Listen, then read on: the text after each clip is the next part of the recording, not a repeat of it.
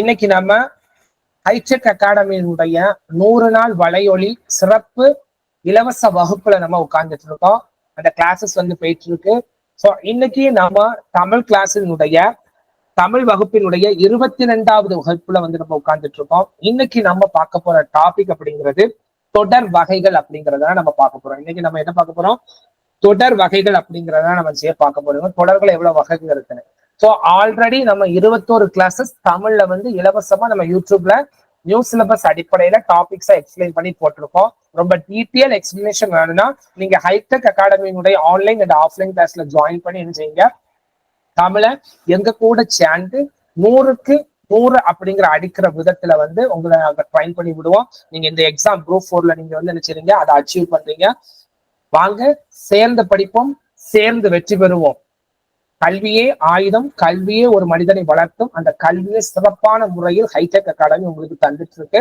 So எங்களோட இணைந்திருந்து ஒரு சிறந்த அரசு பணியாளர்களாக நீங்கள் வருவதற்கும் உங்களுக்கு வாழ்த்துக்கள். சோ வாங்க இன்னைக்கு நம்ம தமிழ் வகுப்பினுடைய இலவச சிறப்பு வகுப்பினுடைய வலையொலியினுடைய சிறப்பு வகுப்புல 22வது வகுப்பாக இருக்கக்கூடிய தொடர் வகைகளை பத்தி பார்ப்போம். சோ தொடர் வகைகள், சொற்றொடர் வகைகள். மொழித்திறன் பயிற்சி அப்படிங்கிற இது பழைய புத்தகத்துல தெளிவாவே கொடுத்திருக்கான். அதுதான் நான் உங்களுக்கு என்ன செய்யணும் இங்க எடுத்து வச்சிருக்கேன். கவனிங்க, சொற்றொடர் வகைகள் நமக்கு கொஸ்டின்ஸ் அப்படிதான் இருக்கு. ஒரு வாக்கியத்தை தந்துட்டு இது என்ன தொடர் வகை, என்ன வாக்கியம் அப்படின்னு கேட்பான். சரிங்களா? இது என்ன தொடர் வகை, என்ன வாக்கியம் அப்படிங்கிறது கேட்பான். அதை நம்ம தெளிவா என்ன செய்யணும், ஆன்சர் பண்ணணும். சொல்லி தெரிஞ்சது. கவனிங்க, செய்தி தொடர். செய்தி தொடர் ஒரு சொல், ஒரு தொடர், ஒரு வாக்கிய அமைப்பு செய்தியை வெளிப்படுத்துச்சுன்னா அது என்னது? செய்தி தொடர். ஏதோ ஒரு செய்தியை சொல்ல வருது, ஏதோ ஒரு நியூஸை சொல்ல வருது அப்படின்னா அது என்னது? செய்தி தொடர் அப்படின்னு வரும். பாருங்க இங்க கவனிங்க, அப்படி இதுலயே தெளிவா சொல்லியிருக்காங்க. பரிதிமார் கலைஞர். சோ பரிதிமார் கலைஞர் அப்படிங்கிறவர், பரிதிமார் கலைஞர் மதுரைக்கு அருகில் உள்ள விளாச்சேரியில் பிறந்தார். பரிதிமார் கலைஞர் என்ன சொல்றாரு? பரிதிமார் கலைஞர் எங்க பிறந்திருக்காரா? மதுரைக்கு அருகில் உள்ள விளாச்சேரியில் பிறந்தார். விளாச்சேரியில என்ன செஞ்சிருக்காரு? பிறந்திருக்காரு. அப்போ பரிதிமார் கலைஞர் அப்படிங்கிறது யாருன்னு தெரியுமா? பரிதிமார் கலைஞர் அப்படின்னா யாருன்னு தெரியுமா? பரிதிமார் கலைஞருக்கு ஒரு இயற்பெயர் இருக்கு. என்னன்னு தெரியுமா? தெரிஞ்சா நம்முடைய கமெண்ட் பாக்ஸ்ல என்ன செஞ்சிருங்க, கமெண்ட் பண்ணிருங்க. சரிங்களா? நம்முடைய கமெண்ட் பாக்ஸ்ல கமெண்ட் பண்ணிருங்க. பரிதிமார் கலைஞருடைய பரிதிமார் கலைஞருடைய இன்னொரு பெயர், இயற்பெயர் அப்படிங்கிறது பரிதிமார் கலைஞர். பரிதிமார் கலைஞருக்கு முதல்ல என்ன இருந்துச்சுன்னா ஒரு பேர் இருந்துச்சு. அந்த பேரை தான் என்ன செஞ்சிருப்பாருன்னா பரிதிமார் கலைஞர் அப்படின்னு மாத்திருப்பார். சரிங்களா? அந்த பேர் என்ன அப்படிங்கிறத என்ன செய்யுங்க, நம்முடைய கமெண்ட் பாக்ஸ்ல கமெண்ட் பண்ணுங்க. இப்ப பரிதிமார் கலைஞர் எங்க பிறக்கிறாரு அப்படிங்கன்னா மதுரையில இருக்கக்கூடிய விளாச்சேரியில என்ன பிறக்கிறாரு. அப்ப அவர் பிறந்ததை ஒரு செய்தியாக சொல்லப்படுவதால், அவர் பிறந்த ஒன்றை செய்தியாக சொல்லப்படுவதால் இது என்ன தொடர்ன்னு சொல்லுதோம்? செய்தி தொடர் அப்படின்னு சொல்லுதோம். அடுத்த வாக்கியத்தை பாருங்க. அடுத்த வாக்கியம் என்ன சொல்லியிருக்காங்க? திருவள்ளுவர் திருக்குறளை கற்பித்தார். திருவள்ளுவர் திருக்குறளை இயற்றினார். திருவள்ளுவர் என்ன செஞ்சிருக்காரு? திருக்குறளை ஏற்றிருக்காரு. அப்போ இது என்னது? ஒரு செய்தியை தான் சொல்லுது. என்ன செய்தியை சொல்லுது? திருவள்ளுவர் திருக்குறளை ஏற்றினாரு. அவ்வளவுதான், முடிஞ்சு போச்சு. திருவள்ளுவர் என்ன செஞ்சிருக்காரு? திருக்குறளை ஏற்றினாரு. அப்போ இதுவும் என்ன செய்யுது? ஒரு செய்தியை தான் நமக்கு என்ன செய்யுது? வெளிப்படுத்துது. அப்ப இதுவும் என்னது? ஒரு செய்தி தொடர். புரிஞ்சுதா? சரி, இவ்விரு தொடர்களும் செய்திகளை தெளிவாக எடுத்து கூறுகின்றன. இவ்வாறு ஒரு கருத்தினை செய்தியாக தெரிவிப்பது, ஒரு கருத்தை செய்தியாக தெரிவிப்பது செய்தி தொடர். ஒரு கருத்தினை, அப்ப செய்தி தொடர்னா என்னது? ஒரு கருத்தினை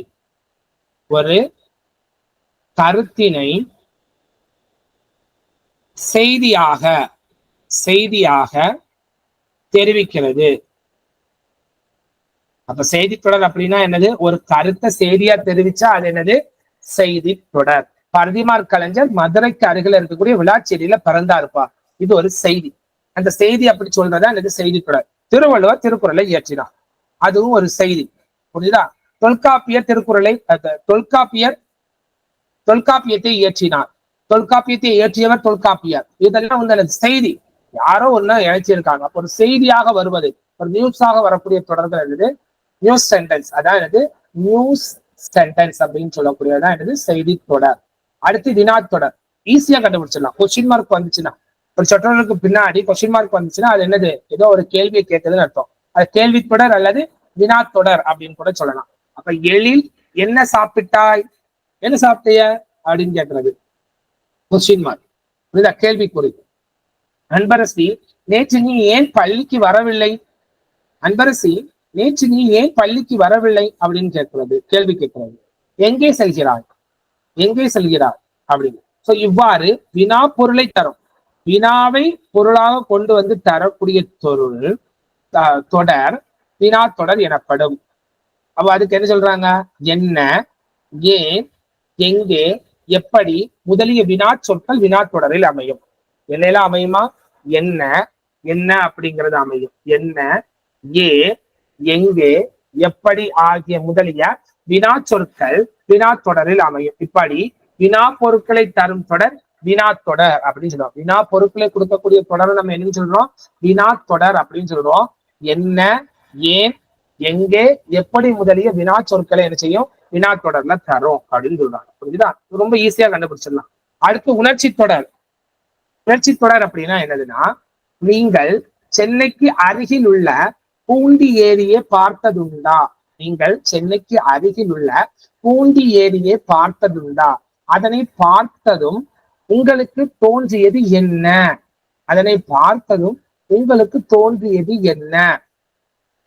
நீங்கள் சென்னைக்கு அருகில் உள்ள பூண்டி ஏரியை பார்த்ததுண்டா, அதை பார்த்ததும் உங்களுக்கு தோன்றியது என்ன. அடே அப்பா எவ்வளவு பெரிய ஏரி, அடே அப்பா எவ்வளவு பெரிய ஏரி. கண்ணகியும் கயல்வெளியும் பாதையில் நடந்து கொண்டே பேசி செல்கின்றனர். கயல்வெளியின் காலில் முள் ஆழமாக குத்திவிட்டது. உடனே அவள் எவ்வாறு அலறியிருப்பாள், உடனே அவள் எவ்வாறு அலறியிருப்பாள். ஐயோ முள் குத்தி விட்டதே, ஐயோ முள் குத்தி விட்டதே. இவ்வாறு நாம் பேசும் செய்திகள் உணர்ச்சியை வெளிப்படுத்தும் தொடர்களாக அமைந்தால் அவற்றை உணர்ச்சி தொடர்கள் சொல்கிறோம். அப்ப நம்ம கூடிய பேசக்கூடிய செய்திகள் ஒரு உணர்ச்சி செய்தி தான், அது பேசக்கூடியது செய்தியை தான் கன்வெர்ட் பண்ணுது. ஆனா அது என்னவா கனெக்ட் பண்ணுது, ஒரு உணர்ச்சியை வெளிப்படுத்துது, ஒரு உணர்ச்சியை வந்து என்ன செய்யுது, வெளிப்படுத்துது.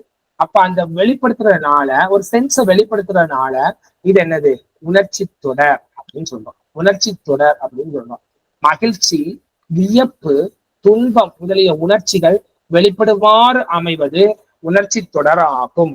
மகிழ்ச்சி மகிழ்ச்சியை வெளிப்படுத்துறது, அதே போல வியப்பு, ஆச்சரிய வியப்புகளை வெளிப்படுத்துறது, அப்புறம் துன்பத்தை வெளிப்படுத்துறது முதலிய உணர்ச்சிகளை வெளிப்படுமாறு அமைவது என்னது, உணர்ச்சி தொடர்.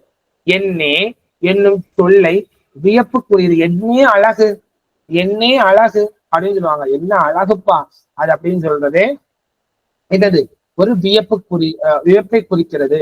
அந்தோ என்னும் சொல்லோ துன்பம் குறித்தும் சொற்றொடர்களில் அமைந்து கொள்றது. அந்தோ அப்படிங்கிறது இப்ப பாரு, இதை வந்து சொற்றொடர்ல அமைச்சிருக்காங்க பாரு. என்னே இமயமலையின் உயரம் எல்லாம் அடிக்கடி கேட்டிருக்காங்க டிஎன்பிசி. என்னப்பா இவ்வளோ என்னப்பா இவ்வளவு பெருசா இருக்கு, இமயமலை உயரமா இருக்கு அப்படிங்கறது நம்ம ஒரு உணர்ச்சியை நம்ம என்ன செய்யறோம், ஒரு ஆச்சரிய வியப்பை வந்து வெளிப்படுத்துறோமா. அப்படி வியப்பு அப்படிங்கிற அந்த உணர்ச்சி வந்து வெளிப்படுதா, அதனால வந்து என்னது, அது ஒரு செய்தியாக இருக்கும். ஆனா அது எதை கடத்தும், உணர்ச்சியை கடத்தும். அதனால அது என்னது, உணர்ச்சி தொடர். அந்தோ நாய் வண்டியில் அடிபட்டு விட்டதே, ஐயோ பாவம், அவன் நம்மளுடைய கவலையை வந்து வெளிப்படுத்துறோம். அந்தோ நாய் வண்டியில் அடிபட்டு விட்டதே அப்படின்னு சொல்றது. அந்தோ நாய் வண்டியில் அடிபட்டு விட்டதே அப்படின்னு சொல்றது. சோ இந்த அந்தோ அப்படிங்கிறது என்னது, துன்பத்தை வெளிப்படுத்தக்கூடியதாக இருக்கு. என்ன அப்படிங்கிறது என்னது, வியப்பை வியப்பின் உணர்ச்சியை வெளிப்படுத்தக்கூடியதாக இருக்கு. இப்படி மகிழ்ச்சி, வியப்பு, துன்பம் ஆகிய உணர்ச்சிகளை வெளிப்படுத்தக்கூடியதுதான் என்னது, உணர்ச்சி தொடர். சார் மேல சொன்னீங்களே அது என்ன அப்படின்னு பாத்தீங்கன்னா, நீங்கள் சென்னைக்கு அருகில் உள்ள பூண்டி ஏரியை பார்த்ததுண்டா, அதனை பார்த்ததும் உங்களுக்கு தோன்றியது என்ன அப்படின்னு கேட்கறான். நீ ஒன்ட்ட கேட்கறான், நீ படிக்கிற ஒன்ட்ட கேட்கறான், அந்த கொஸ்டின் எப்படி வந்தா ஒன்ட்ட கேட்கறான், நீ சென்னை பூண்டி ஏரியை பாத்தியா, அதை பார்த்த உடனே நீ என்ன சொல்லுவ, அடே அப்பா எவ்வளவு பெரிய ஏரி, அடே அப்பா எவ்வளவு பெரிய ஏரியா இருக்குது அப்படின்னு நம்ம சொல்லுவோமா, எவ்வளவு பெரிய ஏரியா இருக்குன்னு. அப்புறம் வியப்பு அப்படிங்கிறது வருதா, மோஸ்ட்லி வந்து என்னது, எக்ஸ்லமேட்டரி, ஆச்சரிய குறி வந்துடும். ஆச்சரிய குறிகள் வந்தா இந்த எக்ஸ்லமேட்டரி அப்படின்னு சொல்றது ஆச்சரிய குறி, ஆச்சரிய குறி, சரியா. இந்த ஆச்சரியக்குறி வந்துச்சுன்னு சொன்னா அது என்னது? உணர்ச்சி தொடர்புள்ளதுதான். ஆச்சரியக்குறி வந்துச்சுன்னா அது என்னது?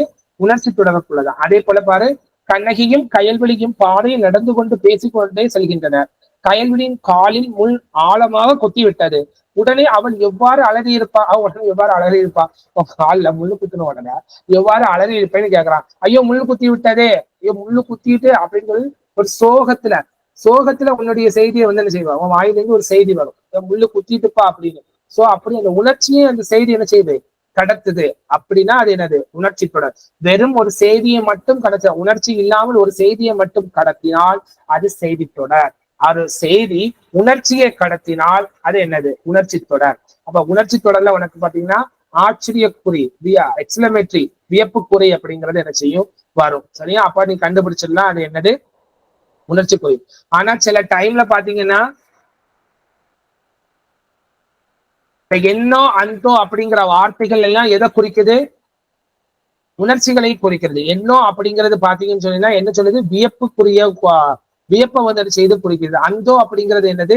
கவலை அல்லது துன்பத்தை வந்து சொல்லுது. அந்த பாவம் அந்த நாய்க்கு, இந்த அந்தோ அப்படின்னா அந்த பாவ நாய் வண்டியில அடிபட்டுட அப்படின்னு சொல்றது. புரிஞ்சுதா?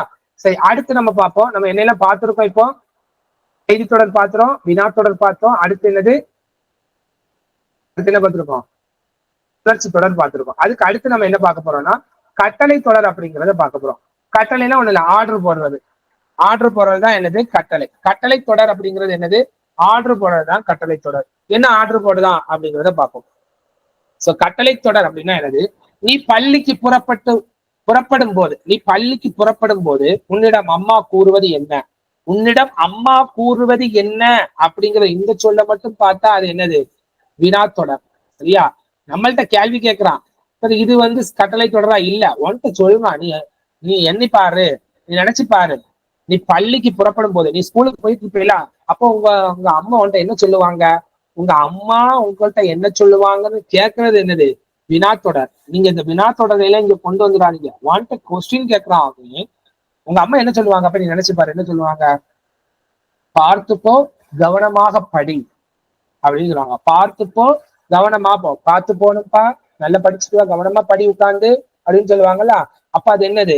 அப்ப அது என்னது? ஒரு கட்டளை போல இருக்க, ஒரு ஆர்டர் போல இருக்கா? இவ்வாறு ஒரு செயல் அல்லது சில செயல்களை பின்பற்றும்படி ஆணையிட்டு கூறுவது கட்டளை தொடர். ஆணை தொடர் அப்படின்னு கூட சொல்லலாம். ஆணை தொடர் அப்படின்னு கூட சொல்லலாம்.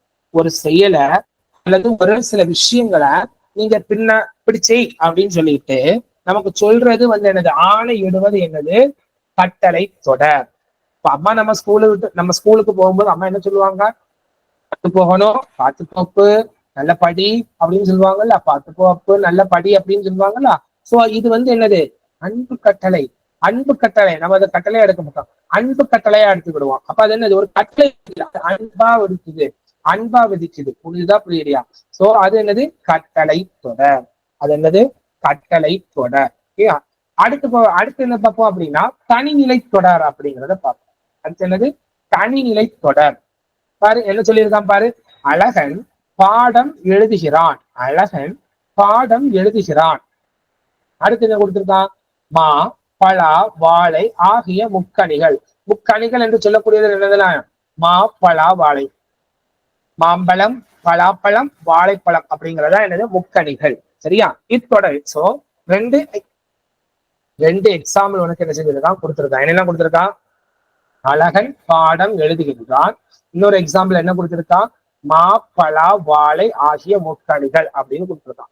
சோ இத்தொடர்களில் முதல் தொடரில் அழகன் என்னும் எழுவாய், அழகன் என்பது எழுவாய். இத்தொடர்களில் முதல் தொடரில் வரக்கூடியது அழகன் என்பது எழுவாய். ஒரு செயலை செய்யக்கூடியவன் தான் என்னது? எழுவாய். ஒரு செயலை செய்பவன் அப்படிங்கிறதான் எழுவாய். எதிர்த்து ஒரு செயலை செய்யக்கூடியவன் தான் என்னது? எழுவாய் என்று சொல்ல. அதான் என்னது? சப்ஜெக்ட். சரியா? இரண்டாம் தொடரில் மா, பலா, வாழை என்பன எழுவாய்கள். மா, பலா, வாழை என்பன எழுவாய்கள். இப்ப எழுவாய் என்பது ஒரு செயலை செய்யறதா என்னது? எதை பத்தி சொல்றாங்களோ, எவனை பத்தி சொல்றாங்களோ அதுதான் என்னது? எழுவாய். இவ்வாறாக ஓர் எழுவாய் அல்லது ஒன்றுக்கும் மேற்பட்ட எழுவாய்கள் ஒரு பயனிலை கொண்டு முடிவது தனிநிலை தொடர் அப்படின்னு சொல்றான். தனிநிலை தொடர் அப்படின்னா தனியா நிக்கக்கூடிய தொடர் அப்படின்னா ஒரு எழுவாய் தான் வரும், அல்லது ஒன்றுக்கும் மேற்பட்ட எழுவாய்கள் வரும். ஒரு எழுவாயும் வரும் அல்லது ஒன்றுக்கும் மேற்பட்ட எழுவாய்கள் வரும். ஒரு எழுவாய் வரும் அல்லது ஒன்றுக்கும் மேற்பட்ட எழுவாய் வரும். இந்த எழுவாய்கள் பாத்தீங்கன்னா ஒரே ஒரு பயனிலை கொண்டுதான் முடியும். ஒரு எழுவாய் அப்படிங்கிறது அழகன் பாடம் எழுதுகிறான். பயனிலை அப்படின்னா என்னது? பயனிலையிலே ரெண்டு வகை இருக்கு. பயனிலையிலே என்ன இருக்கு? ரெண்டு வகை இருக்கு. ஒண்ணு பெயர் பயனிலை, இன்னொன்னு வினை பயனிலை அப்படின்னு சொல்லுவாங்க. என்ன சொல்லுவாங்க? பெயர் பயனிலைன்னு சொல்லுவாங்க. இன்னொன்னு என்னது? வினை பயனிலை அப்படின்னு சொல்லுவாங்க. பயனிலை அப்படின்னா ஒரு எழுவாய் செய்யக்கூடிய செயலினுடைய விளைவாக உருவாக்கப்படக்கூடிய பயன்தான் என்னது? பயனிலை அப்படின்னு சொல்லுவாங்க. இங்க பாரு, அழகன் பாடம் எழுதுகிறான் அப்படின்னா அழகம் என்ன செய்யறான்? பாடத்தை எழுதுனான். அப்ப அவன் அடைஞ்ச நன்மை என்னது? எழுதுறது அப்படிதானே. அப்ப அதுதான் என்னது? பயனிலை. சரி, அப்ப அழகன் ஒரு எழுவாய் வந்திருக்கு, ஒரு பயனிலை வந்திருக்கு. அப்ப இது என்னது? தனிநிலை தொடர். அல்லது அடுத்து பல எழுவாய்களும் வரலாம், ஆனா ஒரே பயனிலை கொண்டு முடியும். பாத்தீங்கன்னா மா பலா வாழை, மாவும் எழுவாய் தான், பலாவும் எழுவாய் தான், வாழையும் எழுவாய் தான். ஆனா இதெல்லாம் சேர்ந்தா அது பயனிலை என்னது? இதெல்லாம் சேர்ந்தும் பயனிலை என்னது? முக்கணிகள், அதுவும் கனிகள், 3 கனிகள் அப்படின்னு ஒரே பயனிலையில கொண்டு முடியுது. மாப்பழா வாழை அப்படிங்கிறது பல தனித்தனி எழுவாய்களாக இருந்தாலும் அதனுடைய பயனிலை என்பது அது எல்லாம் என்னது? பொதுவாக கனிகள் அப்படின்னு ஒரே பயனிலை கொண்டு முடிந்தால் அது என்னது? தனிநிலை தொடர். அது என்னது? தனிநிலை தொடர். அப்ப தொடர்நிலை தொடர் அப்படின்னா என்னது? தனிநிலைக்கு ஆப்போசிட் என்னது? எதிர்ச்சொல் என்னது? தொடர்நிலை தொடர் அப்படின்னு. அப்ப தொடர்நிலை தொடர்னா என்னது? அதுக்கும் புத்தகத்துல என்ன செஞ்சிருக்கான்? எக்ஸ்பிளனேஷன் பண்ணிருக்காங்க. கார்மேகம் கடுமையாக உழைத்தார். கார்மேகம் என்ன செஞ்சாரு? கடுமையாக உழைத்தார், அதனால் வாழ்வில் உயர்ந்தார். கார்மேகம் நல்ல கடுமையா உழைச்சான், அதனால என்ன செஞ்சான்? வாழ்க்கையில உயர்ந்துட்டான்ப்பா.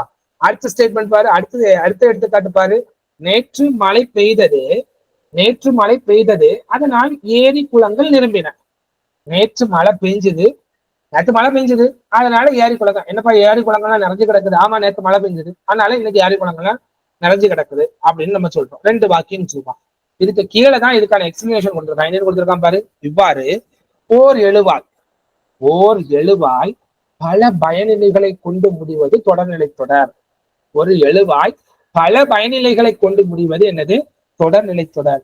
தொடர்நிலை தொடர்கள் அதனால், ஆகையால், எனில் முதலிய இணைப்பு சொற்களை பெற்று வரும். அவ்வளவுதான், முடிஞ்சு போச்சு. டக்குன்னு கண்டுபிடிச்சிடலாம். என்ன பாரு, தொடர்நிலை தொடர்கள் வந்துச்சுன்னா என்ன செய்யும்? அதனால், ஆகையால், எனவில் அப்படிங்கிற இதெல்லாம் என்னவா? இதெல்லாம் என்னதான்? இணைப்பு சொற்கள். 2 வார்த்தையை இணைக்கிறதுக்கு, 2 சென்டென்ஸை இணைக்கிறதுக்கு வரக்கூடிய சொற்கள் ஜாயின் சென்டென்ஸ் அப்படிங்கிற வார்த்தைகள் தான் ஒண்ணு. பிகாஸ், தேர்ஃபோர் அப்படின்லாம் நம்ம சொல்லுவோம்ல இங்கிலீஷ்ல. பிகாஸ் அப்படின்னு சொல்லுவோம்ல. பிகாஸ் அதனால அப்படின்னு நினைக்கிறோம்ல. 2 வார்த்தைகளை பில்டா சேர்த்து இறங்கிறது. அண்ட் அப்படிங்கிறது போட்டு உழைக்கிறோம்ல. அண்ட் சோ அப்படிங்கிற வார்த்தைகள் ஜாயின் வேர்ட்ஸ் தானே. புரியுதா? புரியுதா? அதே போல தமிழ்ல அதனால், ஆகையால், எனில், புரியுதா? அதனால், ஆகையால், எனில் அப்படிங்கிற வேர்ட்ஸை போட்டு ஜாயின் பண்ணி எழுதுவோம். அந்த வேர்ட்ஸ் வந்துட்டாலே அது என்னது? தொடர்நிலை தொடர். தொடர்ச்சியாக வருகிறது, தொடர்ச்சியாக வருகிறது தான் என்னது? தொடர்நிலை தொடர். அப்படிங்கிறப்போ 2 வேர்ட்ஸை போட்டு ஜாயின் பண்ணி ஒரு சென்டென்ஸை மேக் பண்ணி தொடர்ச்சியா வருதுன்னா அது என்னது? தொடர்நிலை தொடர். ஆனா இதை என்ன சொல்லியிருக்கான்? மேல ப்ளூ கலர்ல என்ன சொல்லியிருக்கான்? ஒரு எழுவாய் பல பயனிலைகளை கொண்டு முடியும். ஒரு எழுவாய் என்ன செய்யும்? பல பயனிலைகளை கொண்டு முடியும். கார்மேகம் கடுமையாக உழைத்தார், அதனால் வாழ்வில் உயர்ந்தார். இல்ல, எழுவாய் அப்படிங்கிறது என்னது? கார்மேகம் மட்டும்தான். கார்மேகம் தான் என்ன செய்யறான்?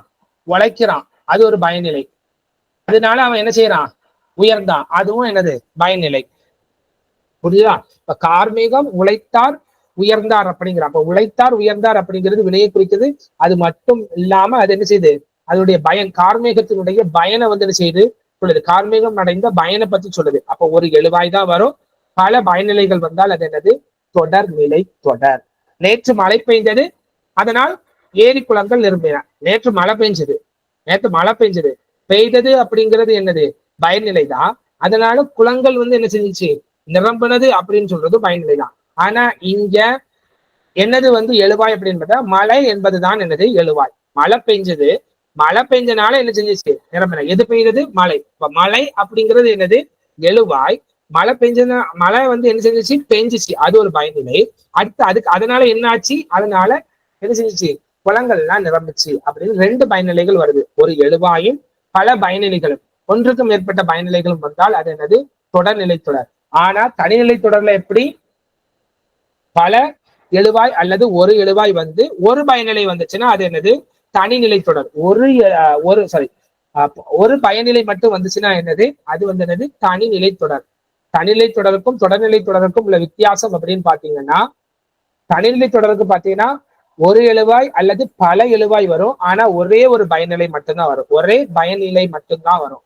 ஆனா தொடர்நிலை தொடர் அப்படிங்கறது பார்க்கும்போது என்ன செய்யும் ஒரு எழுவாய் மட்டும்தான் வரும். ஆனா பல பயனிலைகள் என்ன செய்யலாம் வரலாம். ரெண்டாவது கண்டிஷன் அந்த வேர்ட்ஸ்ல வந்து இணைப்பு சொற்களாக இருக்கக்கூடிய அந்த வாக்கியத்துல அந்த சென்டென்ஸ்ல பாத்தீங்கன்னா இணைப்பு சொற்களாக இருக்கக்கூடிய ஆகையால் அதனால் எனில் அப்படிங்கிற இணைப்பு சொற்களும் என்ன செய்யும் வரும். இதுதான் தனிநிலை தொடருக்கும் தொடர்நிலை தொடருக்கும் உள்ள வித்தியாசம். அடுத்து பாரு கலவை தொடர். அடுத்தது கலந்து இருக்க தொடர். அதான் எனது கலவை தொடர். கலந்து இருக்க தொடர் வந்து என்னது கலவை தொடர் அப்படிங்கிறது. கலவை தொடர் அப்படின்னா என்ன அப்படின்னு பார்க்கும்போது நேற்று புயல் வீசியதால் பள்ளிக்கு விடுமுறை. நேற்று புயல் வீசிச்சு அதனால பள்ளிக்கு விடுமுறை. சரியா? நேற்று புயல் வீசியதால் பள்ளிக்கு விடுமுறை. அடுத்து என்னது முருகன் இரவும் பகலும் அயராது படித்ததால். முருகன் இரவும் பகலும் அயராது படித்ததால் கூடுதல் மதிப்பெண்கள் பெற்றான். ரொம்ப கஷ்டப்பட்டு படிச்சனால அவன் எழுதியிருக்கான். இரவும் பகலும் பார்க்காம கஷ்டப்பட்டு படிச்சனால அவன் அதிக மதிப்பெண் எழுதியிருக்கான் பெற்றுள்ளான். இவ்வாறு ஒரு தனி சொற்றொடர் ஒன்று அல்லது அதற்கு மேற்பட்ட துணை சொற்றொடர்களுடன் கலந்து வருவது கலவை தொடர். ஒரு தனி சொற்றொடர் நேற்று புயல் வீசியது இது ஒரு சொற்றொடர் சரியா? ஆனா அதுக்கு கூடயே சேர்ந்து பள்ளிக்கு விடுமுறை அப்படிங்கிற இன்னொரு துணை சொற்றொடரும் சேர்ந்து வருது இல்ல, அதனால அது கலவை தொடர். அதனால அது என்னது கலவை தொடர்.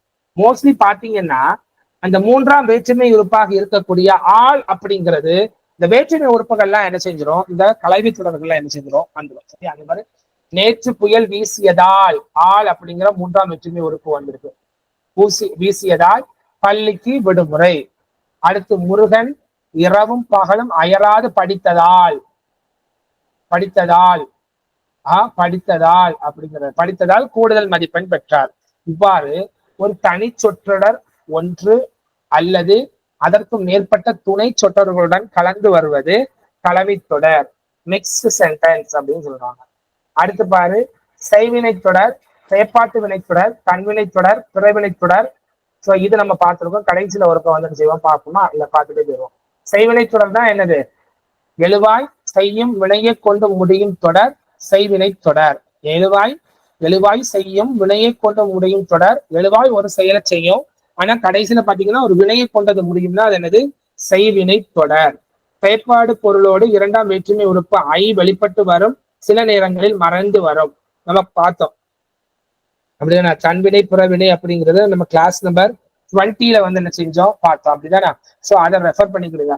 கவனி, குடியரசுத் தலைவர் உலக தமிழ் மாநாட்டை தொடங்கி வைத்தார். இத்தொடரில் குடியரசுத் தலைவர் எழுவாய் உலக தமிழ் மாநாடு செய்யப்படும் பொருள் தொடங்கி வைத்தார் அப்படிங்கிறது பயனிலை. தொடங்கி வைத்தார் அப்படிங்கிறது பயனிலை. இதான ஆர்டர்னு பார்த்தோம். எழுவாய் செய்யப்படும் பொருள் பயனிலை அப்படிங்கிற இந்த வேர்ட்ஸ்லதான் வந்து என்ன செய்யும் இந்த வாக்கிய அமைப்புலாம் என்ன செய்யும் அந்த செய்வினை தொடர் வந்து என்ன செய்யும் அமையும். செயற்படு வினைத்தொடர் அப்படின்னா என்னது? செயற்படு பொருள் வினைச்சொல்லை கொண்டு முடிவது. செயற்படு பொருள் என்னது? செயற்படு பொருள் வினைச்சொல்லை கொண்டு முடிவது. செயற்படு பொருள் என்ன செய்யும்? வினைச்சொல்லை கொண்டு வந்து என்ன செய்யும் முடியும். கவனி, உலகத்தமிழ் மாநாடு குடியரசுத் தலைவரால் தொடங்கி வைக்க பெற்றது. வினைச்சொல்லை கொண்டு முடியும் வைக்க பெற்றது. இத்தொடரில் சொற்கள் செய்யப்படும் பொருள் எழுவாய் பயனிலை என்ற வரிசையில் உள்ளது. என்னது? ஃபர்ஸ்ட் செய்யப்படும் பொருள் வரும், அடுத்து எழுவாய் வரும், அடுத்து என்னது வரும் பயனிலை வரும் அமைந்துள்ளது. எழுவாயோடு ஆள் அப்படிங்கிற மூன்றாம் வேற்றுமை உறுப்பும் வரும். இவ்வகை தொடரில் பயனிலையாக படு, பட்டது, பெரு, பெற்றது என்னும் துணை வினைகளும் என்ன செய்யும் ஒன்றோடு ஒன்று சேர்ந்து வரும். சோ அதுதான் நம்ம என்ன செய்வோம் செயற்பாட்டு வினை தொடர் அப்படின்னு சொல்லுவோம். அடுத்து தன்வினை அப்படின்னா என்னது? எழுவாய் தானே ஒரு செயலை தொழிலை உணர்த்துவது தன்வினை எனப்படும். பாத்திமா திருக்குறள் கற்றார். இத்தொடரில் உள்ள பாத்திமா என்னும் எழுவாய் ஒரு செயலை தானே செய்வதால் அது என்னது தன்வினை தொடர். அடுத்து பிறவினை தொடர் அப்படின்னா என்னது? எழுவாய் ஒரு செயலை பிறரை கொண்டு செய்விப்பது. பாத்திமா திருக்குறள் கற்பித்தாள். பாத்திமா என்ன செஞ்சா திருக்குறளை கற்பித்தார். இந்த செயல் அவங்கள செய்ய வச்சுட்டு அந்த செயலுடைய பயன் பிறர் அடைவார்கள். அதான் எனது புறவினை தொடர். இவ்வாறு பிறவினை தொடர் பாத்திமா என்னும் எழுவாய் அச்செயலை பிறரை கொண்டு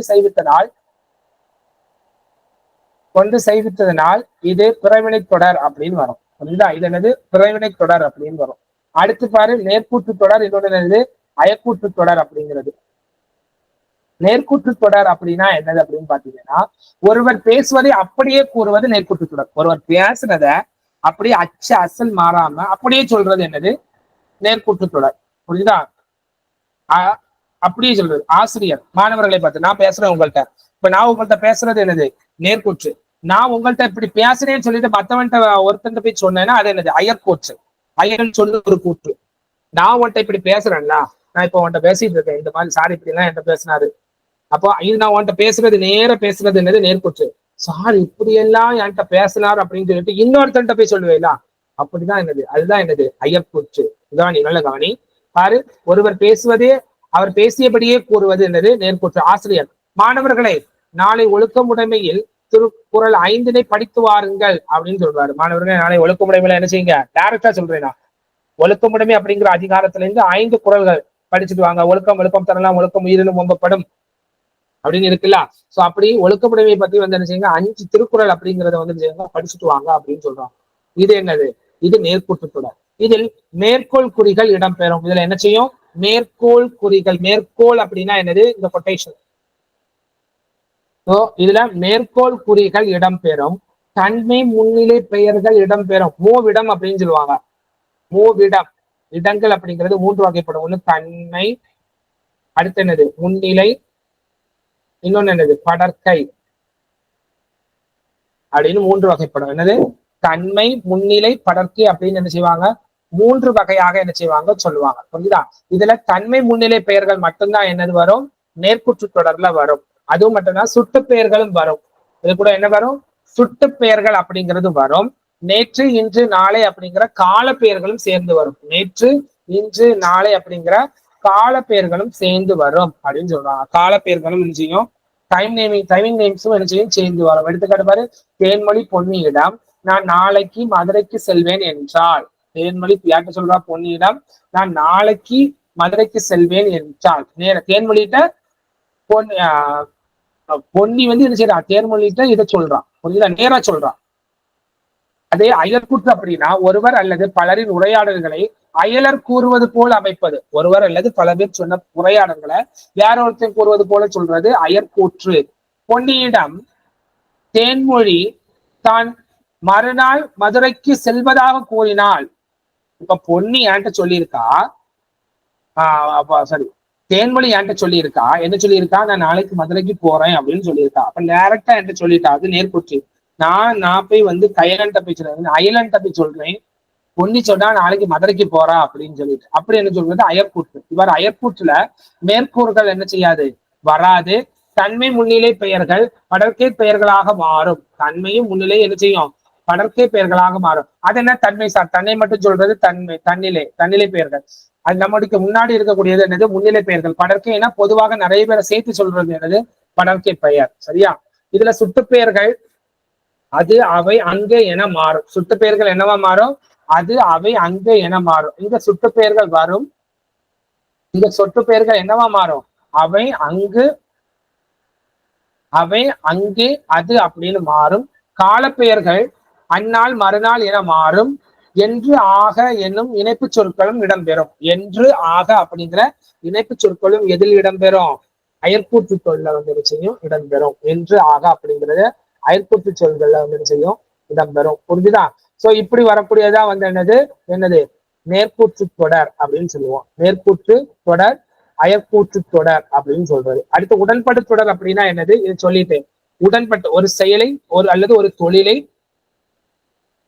செய்யுமாறு அல்லது நிகழ்த்த நேர்முறையாக உணர்த்துவது என்னது உடன்படு தொடர். கலைச்செல்வி கட்டுரை எழுதினாள் அப்படிங்கிறது உடன்படு தொடர், உடன்பட்டு எழுதினாள். ஆனா எதிர்மறை தொடர் அப்படின்னா என்னது, கலைச்செல்வி கட்டுரை எழுதினாள், இத்தொடரில் கலைச்செல்வி கட்டுரை எழுதவில்லை அப்படின்னு சொல்லக்கூடிய நிகழ்வு என்னது எதிர்மறை தொடராக இருக்கு.